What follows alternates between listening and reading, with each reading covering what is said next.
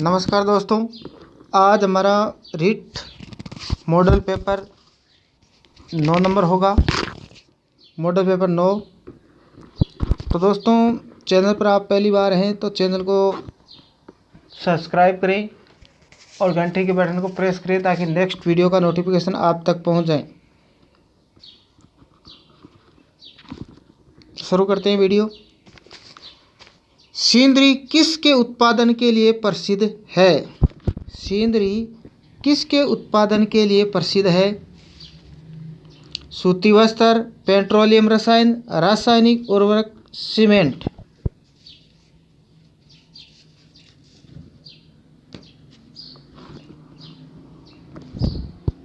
सिंदरी है वो रासायनिक उर्वरक के लिए प्रसिद्ध है। राइट आंसर हो जाएगा ऑप्शन नंबर 3। थोड़ा सा मैं आपको बता देता हूँ, एक्सप्लेन कर देता हूँ।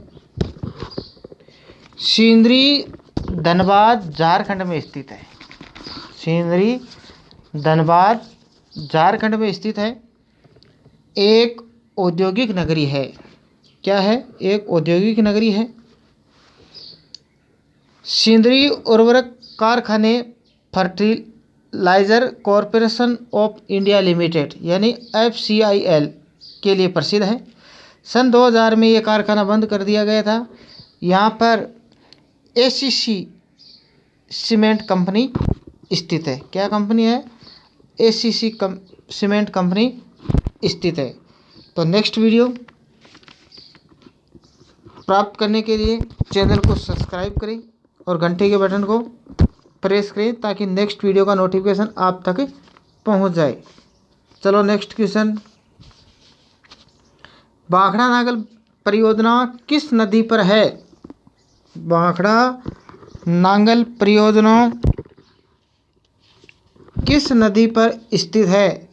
रावी, गंगा, सतलुज, व्यास। भाखड़ा नांगल परियोजना किस नदी पर स्थित है? रावी, गंगा, सतलज, व्यास। तो राइट आंसर हो जाएगा ऑप्शन नंबर 3 सतलज।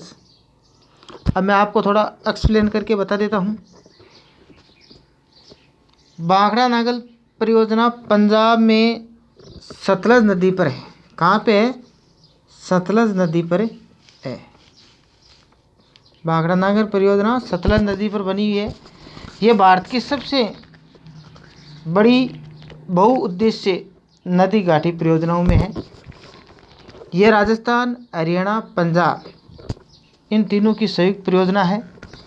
इन तीनों राज्यों की संयुक्त परियोजना है। इसमें राजस्थान की 15.2% हिस्सेदारी है। राजस्थान की 15.2% हिस्सेदारी है। भाखड़ा नागल परियोजना हरियाणा, पंजाब और राजस्थान तीनों राज्यों की सम्मिलित बहुउद्देशीय परियोजना है, नदी घाटी परियोजना है। इसमें राजस्थान की 15% हिस्सेदारी है। भाखड़ा नागल बांध है वो भूकंपीय क्षेत्र में स्थित है। भूकंपीय क्षेत्र में स्थित है। विश्व का सबसे ऊंचा गुरुत्वीय बांध ये बांध हिमाचल प्रदेश के बिलासपुर जिले में सतलज नदी पर बनाया गया है। भाखड़ा नागल बांध है ये भूकंपीय क्षेत्र है। ये विश्व का सबसे ऊंचा गुरुत्वीय बांध है। हिमाचल प्रदेश में बिलासपुर जिले में सतलज नदी पर यह बांध बनाया गया। इस बांध की लंबाई की अगर बात करें, ऊंचाई की बात करें तो भाखड़ा नागल बांध की ऊंचाई है वो 255 मीटर .55 मीटर है। यानी 255.55 मीटर है और 740 फीट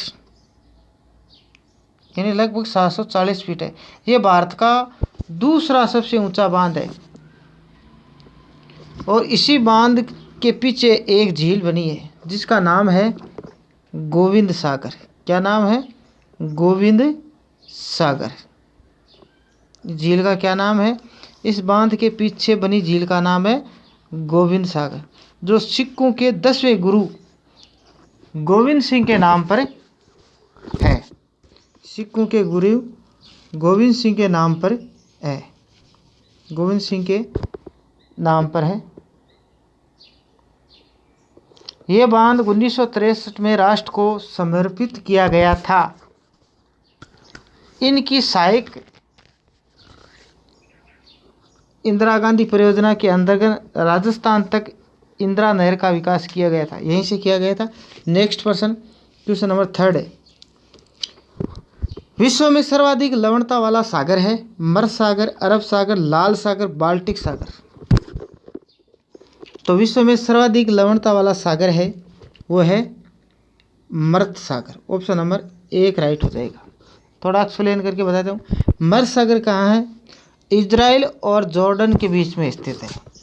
कहाँ पे है? इजराइल और जॉर्डन के बीच स्थित है। इस सागर में कोई भी जलीय जीव व जलीय पौधे जीवित नहीं है। क्या नाम है? जीवित नहीं रह पाते हैं। इस मर्द सागर में कोई भी जलीय जीव जंतु पौधे जीवित नहीं रह पाते हैं। यहाँ पर बैक्टीरिया और शैवाल भी मिलते हैं, इसीलिए मर्द सागर का दर्जा दिया गया है। नेक्स्ट प्रश्न की अगर बात, इस मर्द सागर की समुद्र तल से अगर से बात करें तो 400 मीटर नीचे है। समुद्र तल से देखें तो 400 मीटर नीचे है। दुनिया का सबसे निचला बिंदु कहा जाने वाला सागर है ये मर्द सागर। यह सागर सबसे कम जगह में फैला हुआ है। इसे मतलब खारे पानी की सबसे निचली झील भी कह सकते हैं। ये उच्च घनत्व के लिए भी जाना जाता है। मर्द सागर की लंबाई की बात करूं तो 65 किलोमीटर। कितनी है? 65 किलोमीटर है, यानी 48 मील है। चौड़ाई की बात करूं तो 18 किलोमीटर। चौड़ाई 18 किलोमीटर km, और लंबाई की बात करूं तो 45 किलोमीटर। क्षेत्रफल की बात करूं तो 605। क्षेत्रफल कितना है? 605 वर्ग किलोमीटर है। और औसत गहराई की बात करूं तो इस मर्द सागर की औसत गहराई है 200 औसत गहराई, क्षेत्रफल 605, ठीक है। 65 लंबाई और 18 चौड़ाई। नेक्स्ट प्रश्न, चौथा प्रश्न, परतें किन चट्टानों में होती है? परतें किन चट्टानों में होती हैं? आग्नेय, अवसादी, दोनों, इनमें से कोई नहीं। तो परतें होती हैं अवसादी चट्टानों में। ऑप्शन नंबर 2 राइट हो जाएगा। देखिए, अपक्षय और अपरदन में के विभिन्न साधनों द्वारा मौलिक चट्टानों के विघटन, वियोजन और टूटने से परिवहन तथा किसी स्थान पर जमाव के परिणाम स्वरूप उनके अवसादों से निर्मित सेल होते हैं, वो अवसादी सेल कहा जाता है। अवसादी सेलों का निर्माण 3 प्रकार से होता है।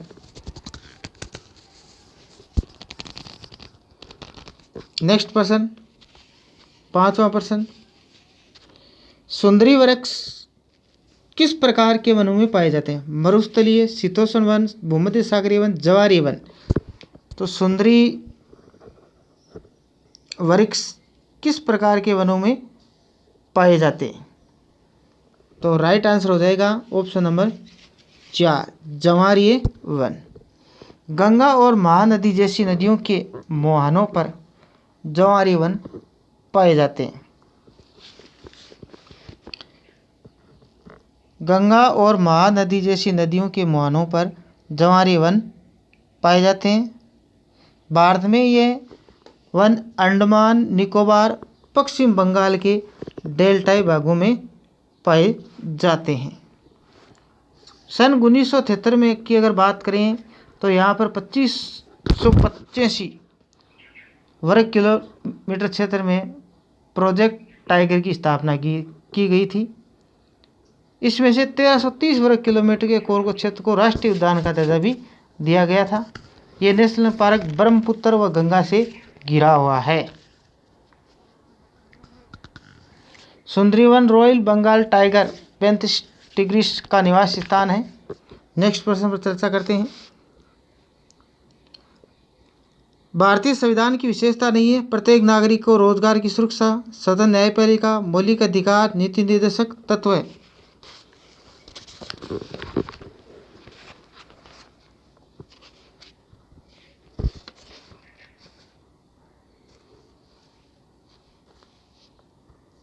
भारतीय संविधान की विशेषता नहीं है, तो भारतीय संविधान की विशेषताओं में ऑप्शन नंबर 1 राइट हो जाएगा।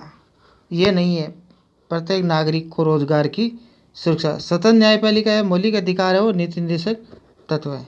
नेक्स्ट 7वां प्रश्न, संत दादू की मृत्यु किस स्थान पर हुई थी? संत दादू की मृत्यु किस स्थान पर हुई थी? पुष्कर, नारायणा, आमेर, सांबर। तो संत दादू की मृत्यु नारायणा में होती या नरेना, नरेना भी कह सकते हैं, कई किताबों में नरेना भी आता है, नरेना या नारायणा, ये जयपुर में है। नेक्स्ट 8वां प्रश्न, भारत के किस क्षेत्र में याक पशु मिलता है? लद्दाख, दार्जिलिंग, सुंदरवन, अरुणाचल प्रदेश।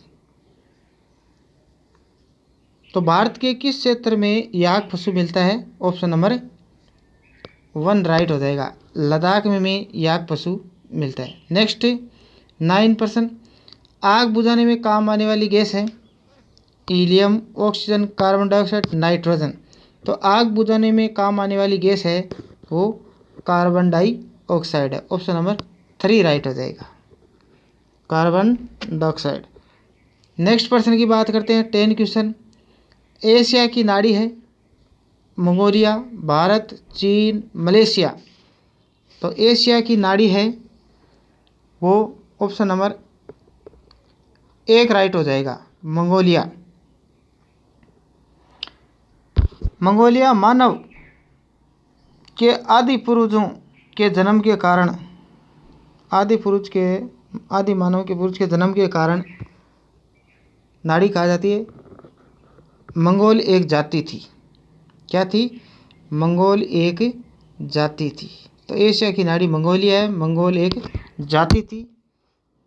मंगोलिया में मानव के आदि पूर्वज के जन्म के कारण इसे नाड़ी कहा जाता है। मंगोलिया में मानव के आदि पूर्वज के जन्म के कारण इसे एशिया की नाड़ी कहा जाता है। मंगोल एक जाति थी। नेक्स्ट,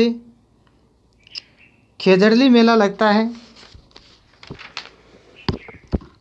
जोधपुर, बीकानेर, जैसलमेर, हनुमानगढ़। तो खेजड़ली मेला लगता है जोधपुर, राइट आंसर हो जाएगा 1 नंबर। बीकानेर में करणी माता, जैसलमेर रामदेव जी का मेला बढ़ता है, और हनुमानगढ़ में गोगा मेला, हनुमानगढ़ में गोगा मेला। तो जोधपुर में ये मेला कब बढ़ता है? ये बढ़ता है भाद्र शुक्ल 10वीं को बढ़ता है। यहाँ पर 363 स्त्री पुरुष शहीद हो गए थे वनों की रक्षार्थ के लिए, वनों की रक्षा करने के लिए। तो ये खेजड़ली गांव है, ये जोधपुर में है। नेक्स्ट प्रश्न पर चर्चा करते हैं। विश्व में सर्वप्रथम भूकंप के साक्ष्य कहाँ मिले हैं? कालीबंगा, लोथल, मोहनजोदड़ो, हड़प्पा। तो विश्व में सर्वप्रथम भूकंप के साक्ष्य कहाँ मिले हैं? विश्व में सर्वप्रथम भूकंप के साक्ष्य कहाँ मिले हैं? कालीबंगा में। ऑप्शन नंबर 1 राइट हो जाए। मोहनजोदड़ो का शाब्दिक अर्थ क्या है? कमेंट में ज़रूर अपने सुझाव दें कि मोहनजोदड़ो का शाब्दिक अर्थ क्या होता है। जैसे कालीबंगा का अर्थ होता है काली चूड़ियाँ, तो मोहनजोदड़ो का शाब्दिक अर्थ क्या है? कमेंट में ज़रूर बताएं।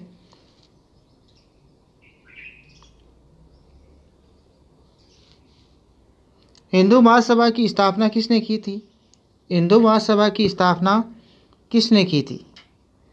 मदन मोहन मालवीय, सज्जन सिंह, गोविंद गिरी, भोगीलाल पांड्या।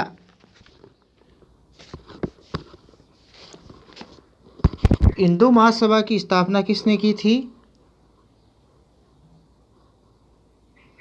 मदन मोहन मालवीय। राइट आंसर हो जाएगा 1 नंबर ऑप्शन हो जाएगा। सज्जन सिंह ने, ये मदन मोहन मालवीय ने हिंदू महासभा की स्थापना कब की थी? 9 अप्रैल 1915 को की थी। हिंदू महासभा की स्थापना कब की थी? 9 अप्रैल 1915 को। अब बात करते हैं सज्जन सिंह की। सज्जन सिंह ने देश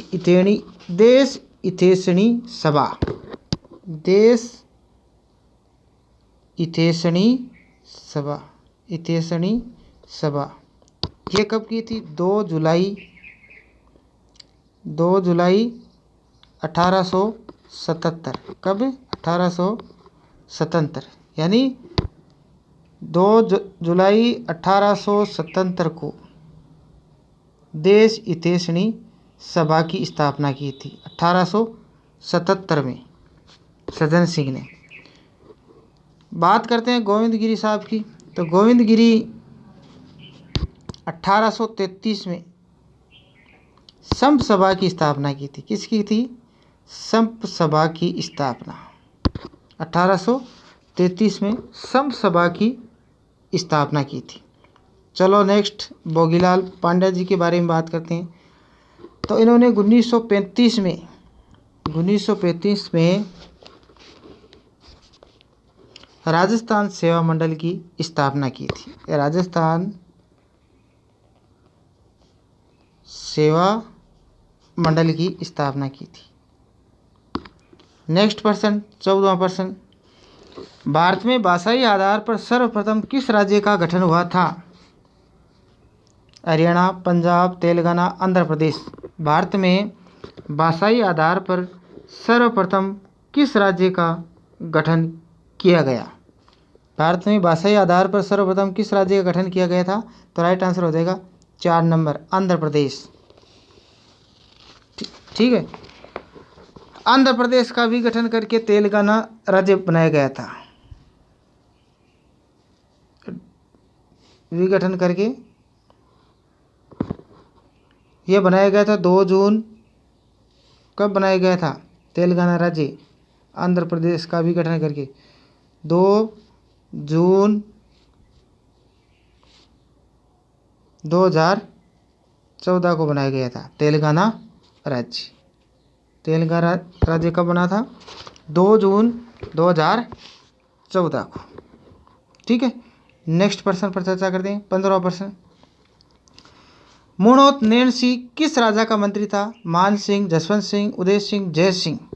तो मुणोत नैन सिंह किस राजा का मंत्री था? तो इसमें राइट आंसर हो जाएगा Jaswant Singh. 2 number option right हो जाएगा जसवंत सिंह। क्या हो जाएगा? जसवंत सिंह। दोस्तों वीडियो कैसा लगा कमेंट में अपने सुझाव दें और वीडियो को ज़्यादा से ज़्यादा शेयर करें अपने दोस्तों को।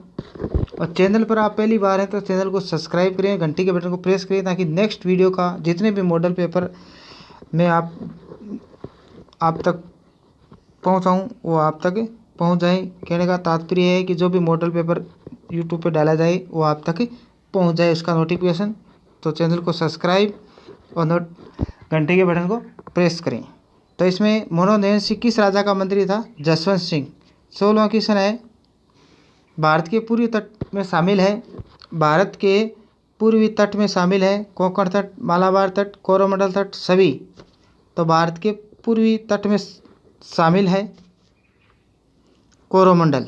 ऑप्शन नंबर 3 राइट हो जाएगा। कोरोमंडल भारत के पूर्वी तट में शामिल है। और एक काकीनाडा ये भी भारत के पूर्वी तट में शामिल है। तो भारत के पूर्वी तट में कोरोमंडल तट है और काकीनाडा तट, ये 2 तट भारत के पूर्वी तट में शामिल हैं। 17वां प्रश्न है, ऐहोल अभिलेख का रचयिता है हरिसेन, जयचंद, कल्लण, रवि कीर्ति। तो ऐहोल अभिलेख का रचयिता है रवि कीर्ति। तो राइट आंसर हो जाएगा 4 नंबर रवि कीर्ति। क्या हो जाएगा? 4 नंबर रवि कीर्ति। एवल अभिलेख का रचयिता है रवि कीर्ति। क्या है? रवि कीर्ति। रवि कीर्ति ने इस अभिलेख में, किस अभिलेख में? एवल अभिलेख में हर्षवर्धन पर पुलकेशन द्वितीय की विजय का वर्णन किया है। क्या किया है? पुलकेशन द्वितीय की विजय का वर्णन किया है। नेक्स्ट प्रश्न, 18वां प्रश्न, भारत का पहला राष्ट्रीय उद्यान है। भारत का पहला राष्ट्रीय उद्यान है जिम कॉर्बेट राष्ट्रीय पार्क उद्यान, काजीरंगा नेशनल पार्क, कान्हा राष्ट्रीय पार्क, इनमें से कोई नहीं। तो भारत का पहला राष्ट्रीय उद्यान है ऑप्शन नंबर 1 राइट हो जाएगा, जिम कॉर्बेट राष्ट्रीय पार्क उद्यान। ये 1935 में स्थापित किया गया था। कब किया गया था? 1935 में स्थापित किया गया था। कहाँ किया गया था? उत्तराखंड में नैनीताल में। उत्तराखंड में नैनीताल में। इसका प्राचीन नाम हेली नेशनल पार्क था। प्राचीन नाम क्या था? Heli national park. पूरा नाम क्या था? पुराना नाम हेली नेशनल पार्क था। ये सबसे प्राचीन था। भारत का पहला है राष्ट्रीय उद्यान है। फिर इसी नाम को परिवर्तन करके क्या बना दिया? जिम कॉर्बेट राष्ट्रीय पार्क उद्यान। ये 1935 में स्थापित किया गया था। इसके बाद में बात करते हैं काजीरंगा।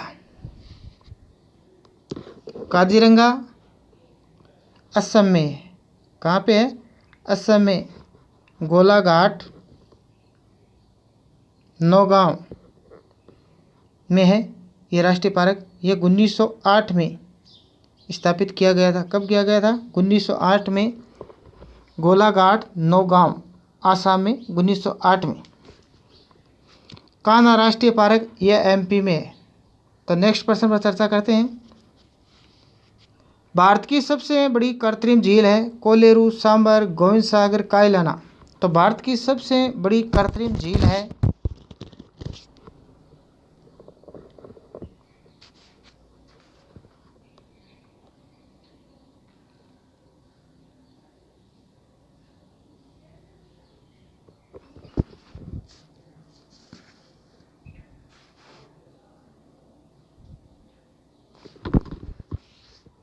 तो भारत की सबसे बड़ी कृत्रिम झील है वो गोविंद सागर है। 300 ऑप्शन नंबर 3 राइट हो जाएगा। यह सतलज नदी पर बनी हुई है और भूकंपीय क्षेत्र में स्थित विश्व का सबसे ऊंचा गुरुत्व जो बांध मैंने आपको बताया था ना, उसके पीछे एक झील है, उसी का नाम है गोविंद सागर। यानी ये सिखों के 10वें गुरु गोविंद सिंह के नाम पर है। ये बांध वर्ष 1963 में राष्ट्र को समर्पित किया गया था। कौन सा बांध? जो मैंने आपको बताया ना, भाखड़ा नांगल बांध, वहीं पे है ये बांध। सतलज नदी बना हुआ है। तो इसका प्राचीन नाम था वो क्या था? गोविंद सागर। इस बांध के पीछे एक झील है, भाखड़ा नांगल बांध के पीछे, उसी का नाम है गोविंद सागर। ये भारत की सबसे बड़ी कृत्रिम झील है। नेक्स्ट 20वां प्रश्न,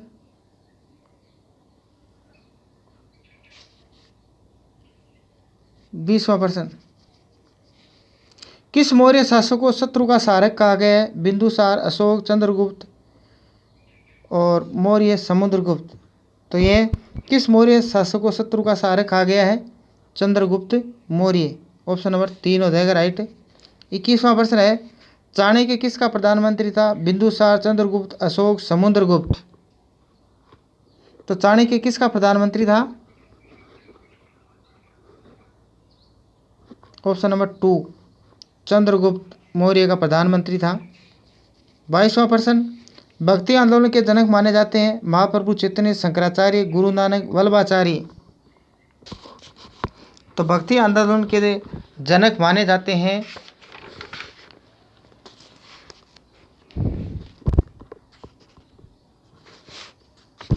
शंकराचार्य। ऑप्शन नंबर 2 राइट हो जाएगा, शंकराचार्य।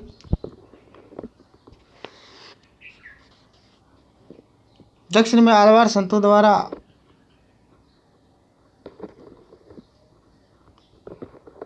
भक्ति आंदोलन का प्रचार किया था। उत्तर भारत में रामानंद ने भक्ति आंदोलन का जनक कहा जाता है, उन्होंने प्रचार किया। नेक्स्ट प्रश्न 23वां, बाबर और इब्राहिम लोदी के मध्य युद्ध हुआ था। खानवा युद्ध, पानीपत युद्ध, हल्दीघाटी युद्ध, सुमेलगिरी युद्ध। सुमेलगिरी युद्ध। तो बाबर एवं इब्राहिम लोदी के मध्य युद्ध हुआ था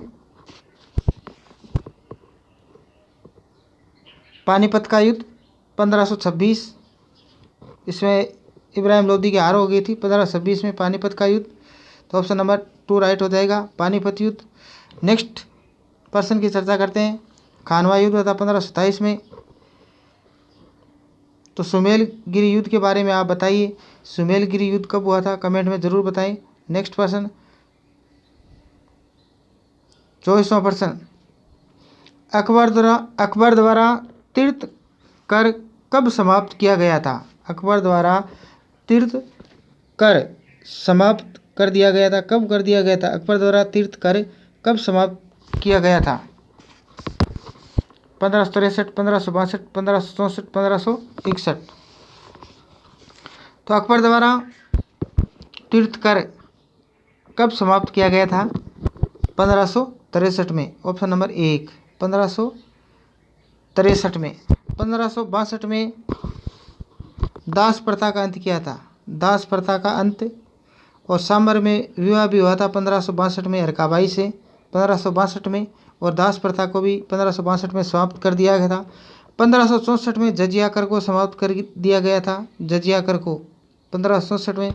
और 1561 में मालवा की प्रथम विजय हुई थी अकबर की, मालवा की प्रथम विजय थी। मालवा गुजरात में है। नेक्स्ट 25वां प्रश्न, प्रियदर्शी का नाटक का रचयिता है हर्षवर्धन, बाणभट्ट, कालिदास, सूर्यमल मिश्रण। तो प्रियदर्शी का नाटक का रचयिता, प्रियदर्शी का नाटक का रचयिता कौन है। प्रियदर्शी का नाटक का रचयिता कौन है, हर्षवर्धन। राइट आंसर हो गया 1 नंबर ऑप्शन। तो सूर्यमल मिश्रण का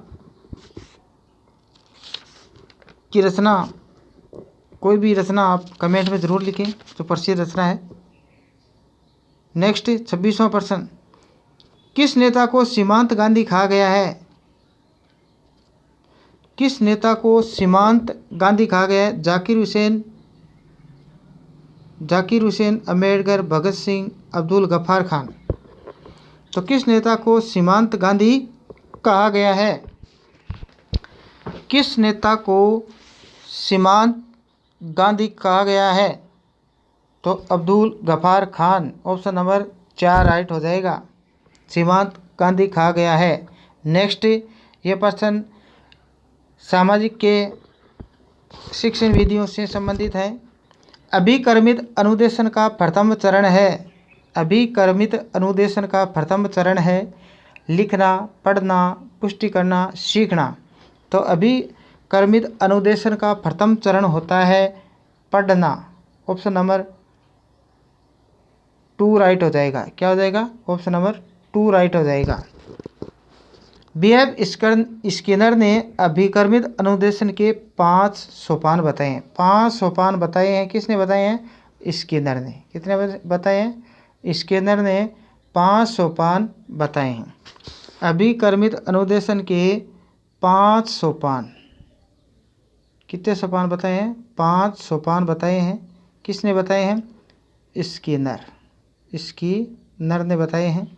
नेक्स्ट 28वां प्रश्न है, पाठ योजना इकाई का प्रवर्तक है हंट, बीने, मॉरिसन, थांडाइक। तो पाठ योजना इकाई का प्रवर्तक है वो है H Morrison, option number 3 right हो जाएगा, एच मॉरिसन।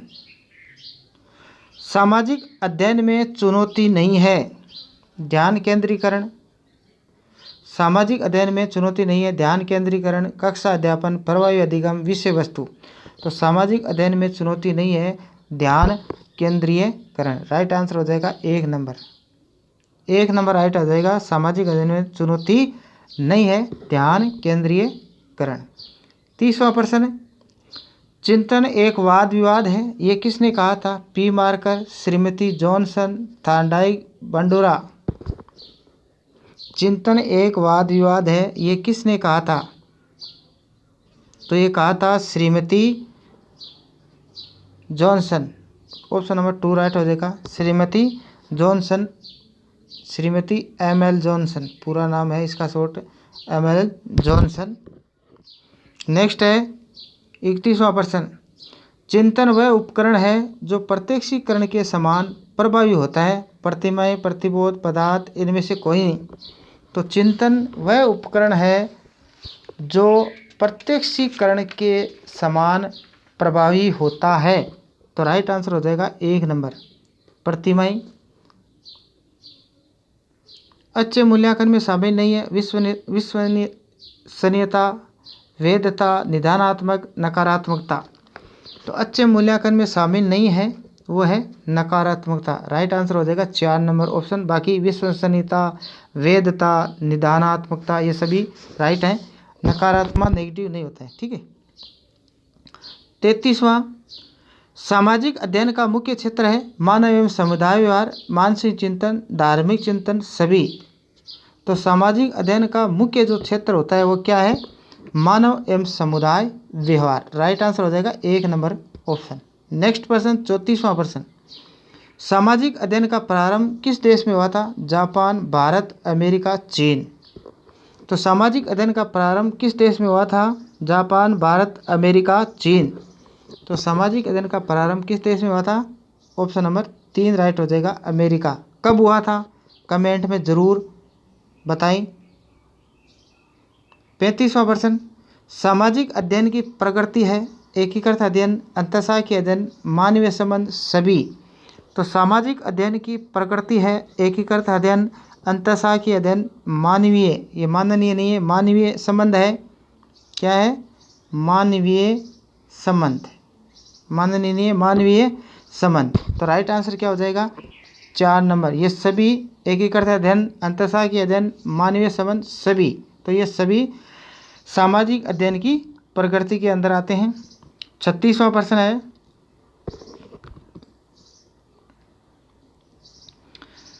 सामाजिक विज्ञान शिक्षण का सबसे प्रमुख उद्देश्य है। सामाजिक विज्ञान शिक्षण का सबसे प्रमुख उद्देश्य है।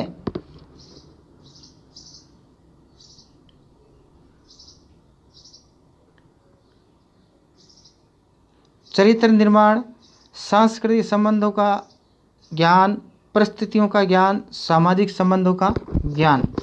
तो सामाजिक विज्ञान शिक्षण का सबसे प्रमुख उद्देश्य है वो है,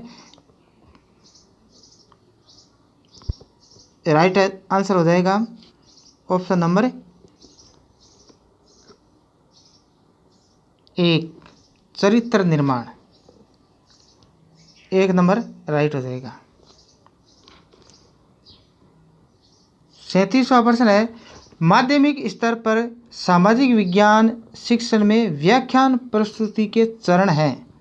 माध्यमिक स्तर पर सामाजिक विज्ञान शिक्षण में व्याख्यान प्रस्तुति के चरण या उपचरण जो भी होते हैं आपके सामने हैं।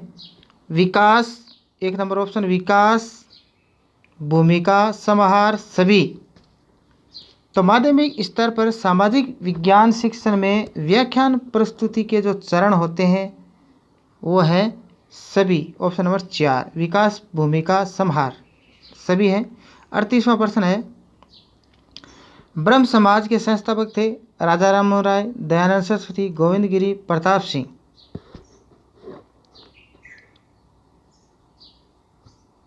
क्या हो जाएगा?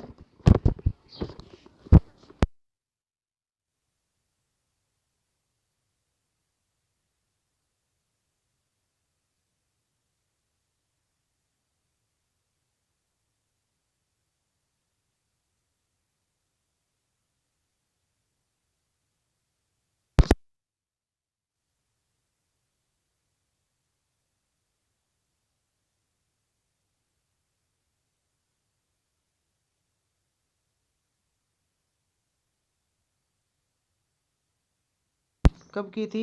1833 में। तो प्रताप सिंह बारठ ने किस सभा की स्थापना की थी? कमेंट में ज़रूर बताएं। नेक्स्ट पर्सन 39 क्वेश्चन, बीबी का मकबरा किसने बनाया था? हुमायूं, अकबर, औरंगजेब, शेरशाह सूरी। तो बीबी का मकबरा किसने बनाया था? बीबी का मकबरा किसने बनाया था? तो राइट आंसर हो जाएगा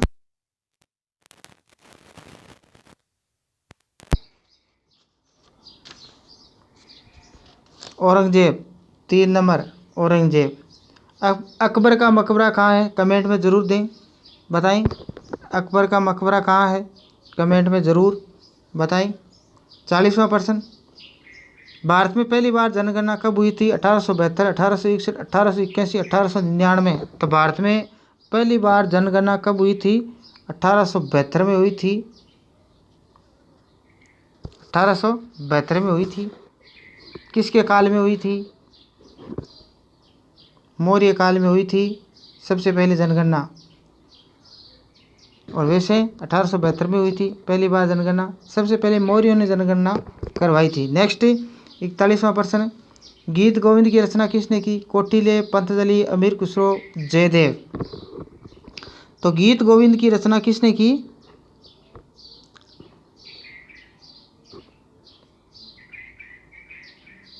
जयदेव ने।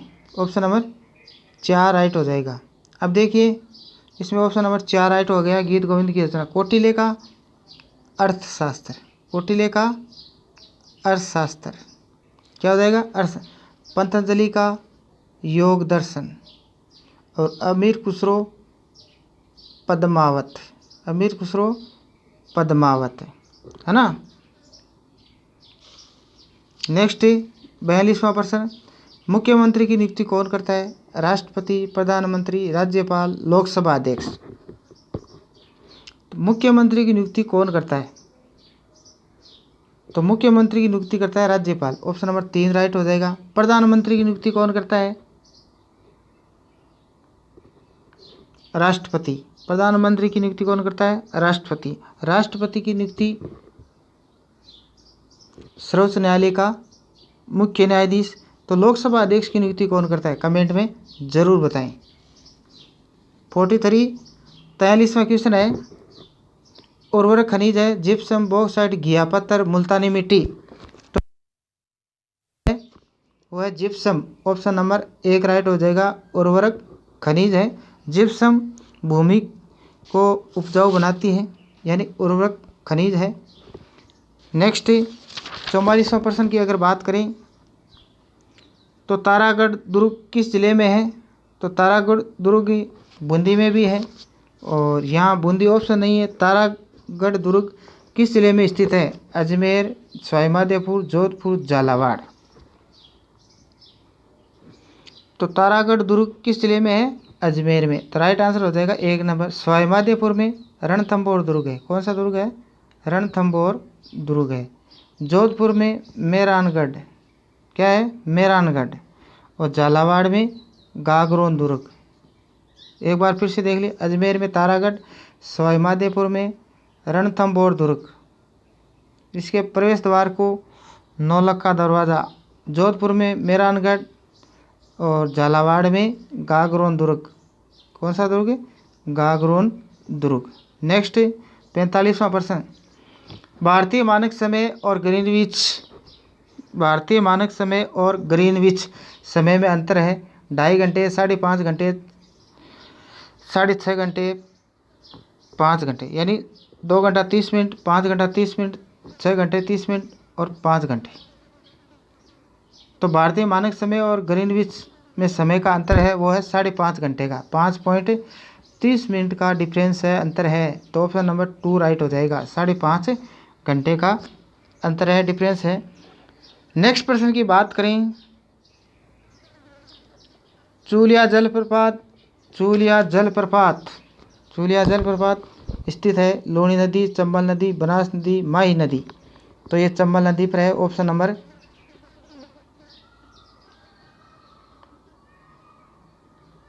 2 राइट हो जाएगा। ऑप्शन नंबर 2, यानी चंबल नदी पर चूलिया जलप्रपात है। लूणी नदी और चंबल नदी नहीं, चंबल नदी, बनास नदी, ये 6 जिलों में बहती है और लूणी भी 6 जिलों में बहती है। तो माई नदी कितने जिलों में बहती है? माई नदी करे रेखा को 2 बार काटती है। तो माई नदी कितने जिलों में बहती है? कमेंट में ज़रूर बताएं। भारत में सबसे प्राचीन विहार है विक्रमशिला, नालंदा, तक्षशिला, इनमें से कोई? तो भारत में सबसे प्राचीन विहार है वो है नालंदा। कौन सा है? Option number 2 Nalanda. कौन सा है? नालंदा। नेक्स्ट है, संविधान में हमारे राष्ट्र का उल्लेख किस नाम से किया गया है? Bharat, Hindustan, India, Bharat, Hindustan, Bharat, India. तो संविधान में हमारे राष्ट्र का उल्लेख किस नाम से किया गया? Bharat, Hindustan, India, Bharat, Hindustan, Bharat, India. तो भारत इंडिया का संबोधन इसमें लिखित है, उल्लेख किया गया है भारत इंडिया का। Option number 4 right. 49 क्वेश्चन, शांत घाटी किस राज्य में? कर्नाटक, केरल, बिहार, तमिलनाडु। तो शांत घाटी केरल राज्य में। ऑप्शन नंबर 2 राइट हो जाएगा। साइमन कमीशन भारत कब आया? 1928, 1927, 1942, 1946। तो साइमन कमीशन भारत कब आया था? 3 फरवरी 1928। ऑप्शन नंबर 1 राइट हो जाएगा। 3 फरवरी 1928 को आया था। 1942 में भारत छोड़ो आंदोलन शुरू किया गया। 1946 में साइमन कमीशन का गठन किया गया था। तो 1927 में क्या हुआ था? कमेंट में ज़रूर बताएं। नेक्स्ट 51, कांग्रेस ने किस अधिवेशन में पूर्ण स्वराज्य का लक्ष्य घोषित किया? लाहौर अधिवेशन, कराची अधिवेशन, लखनऊ अधिवेशन, फैजपुर अधिवेशन। कांग्रेस ने किस अधिवेशन में पूर्ण स्वराज्य का लक्ष्य घोषित किया था?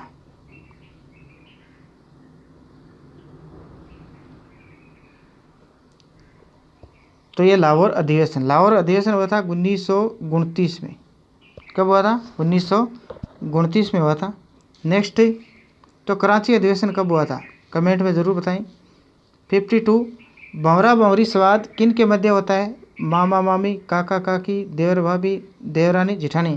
तो भंवरा भंवरी संवाद किन के मध्य होता है? ऑप्शन नंबर 3 राइट हो जाएगा, देवर भाभी।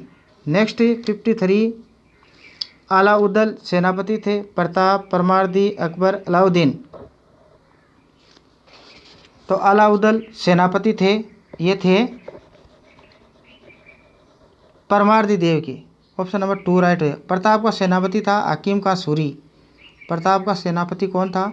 हाकिम का सूरी। तो अकबर का सेनापति मान सिंह था। अलाउद्दीन के सेनापति थे नुसरत खां और उलगू खां। तो बताइए अकबर के घोड़े का क्या नाम था?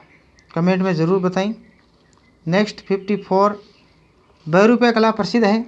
भरतपुर, टोंक, गुजरात, भीलवाड़ा। तो बहरूपिया कला प्रसिद्ध है भीलवाड़ा की प्रसिद्ध है। बहरूपिया कला है वो किसकी प्रसिद्ध है? भीलवाड़ा की प्रसिद्ध है। तो राइट आंसर हो जाएगा 4 नंबर। भरतपुर का जानकी लाल भांडदवारा, नहीं सॉरी, बहरूपिया कला प्रसिद्ध है भीलवाड़ा, यानी जानकी लाल भांड द्वारा लंदन में प्रस्तुति दी गई थी।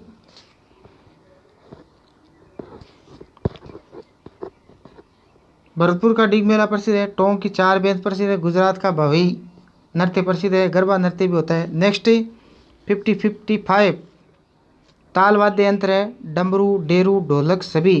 तो ताल वाद्य यंत्र है डमरू, डेरू, ढोलक, ये तीनों यंत्र है वो ताल वाद्य यंत्र है। तो उपरोक्त सभी सही हो जाएंगे। ऑप्शन नंबर 4 राइट हो जाएगा। डमरू ये शिवजी का वाद्य यंत्र है, सबसे प्राचीन वाद्य यंत्र है। डेरू गोगा जी का वाद्य यंत्र है, गोगा जी के भोपे बजाते हैं। और ढोलक है वो लकड़ी के दोनों ओर खाल मंड कर बनाया जाता है, खाल चढ़ाकर बनाया जाता है।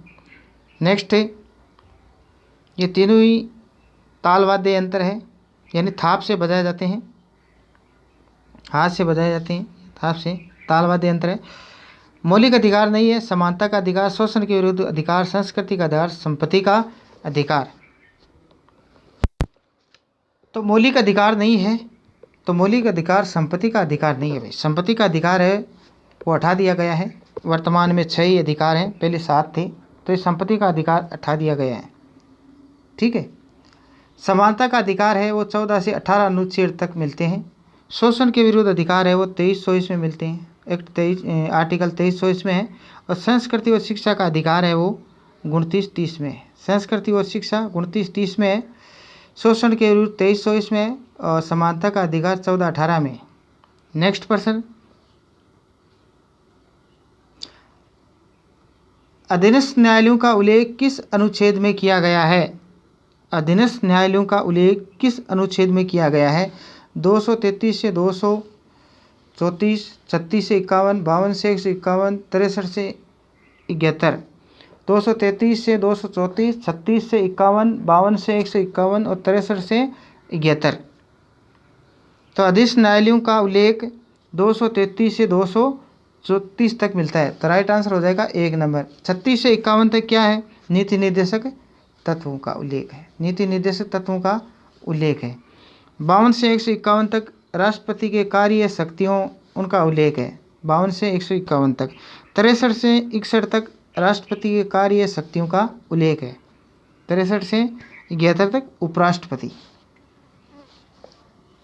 तो ये उपराष्ट्रपति, ये उपराष्ट्रपति, 52 से ये राष्ट्रपति, ये नीति निर्देशक तत्वों से संबंधित और 233 ये अधीनस्थ न्यायालय से। 58%। भारतीय संविधान में मूल रूप से कितने अनुच्छेद हैं? 395, 468, 492, इनमें से कोई नहीं। तो भारतीय संविधान में मूल रूप से कितने अनुच्छेद हैं? 395, यानी 395 अनुच्छेद हैं। 1 नंबर राइट हो जाएगा। नेक्स्ट है 59%। सम्मिलित नहीं है, एक तरफ पद है और एक तरफ आयु है। राष्ट्रपति 35 वर्ष, राज्यपाल 30 वर्ष, प्रधानमंत्री 25 वर्ष, सरपंच 21 वर्ष। यानी इसमें किस आयु गलत है?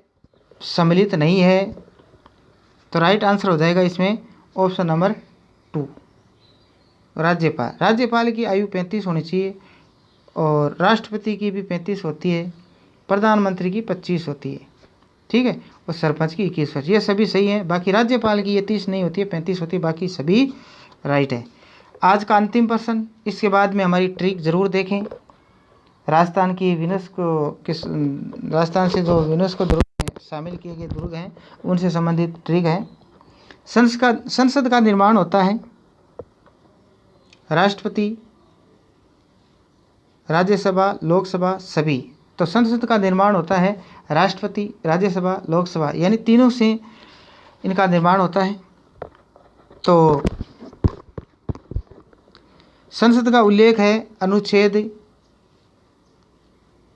79 में संसद का उल्लेख है। राज्यसभा का उल्लेख 80 में है। कितने में है? 80 में है।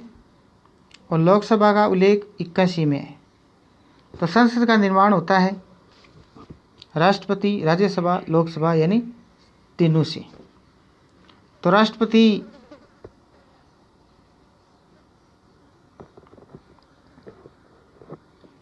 का जो अनुच्छेद है वो 52 से 151 तक है। 52 से 151 तक, ठीक है। नेक्स्ट ट्रिक, राजस्थान के वे दुर्ग जो यूनेस्को की राजस्थान के वे दुर्ग जो यूनेस्को की विश्व धरोहर में शामिल हैं। देखो, चिक्कू आग जेड़ना, चिक्कू आग जेड़ना, ये ट्रिक है।